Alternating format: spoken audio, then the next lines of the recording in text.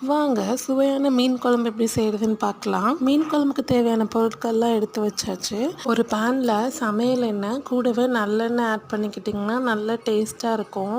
இப்போது தாளிப்புக்கு தேவையான பொருட்கள் கடுகு, உளுந்து, வெந்தயம், சோம்பு இதெல்லாம் பொரிஞ்சு வந்ததுக்கப்புறம் வெங்காயம், கருவேப்பிலை, வெங்காயம் நல்லா பொன்னிறம் ஆனதுக்கப்புறம் இஞ்சி பூண்டு விழுது ஆட் பண்ணி நல்லா பச்சை வாசம் போகிற வரைக்கும் வதக்கி எடுத்துக்கோங்க. அதுக்கப்புறம் தக்காளி வேகிறதுக்காக உப்பு சேர்த்துக்கோங்க. தக்காளி நல்லா வெந்ததுக்கப்புறம் மஞ்சத்தூள், மிளகாத்தூள், மல்லித்தூள் இது மூணையும் நல்லா ஆட் பண்ணி எண்ணெய் பிரிஞ்சு வர வரைக்கும் வேக வச்சுக்கோங்க.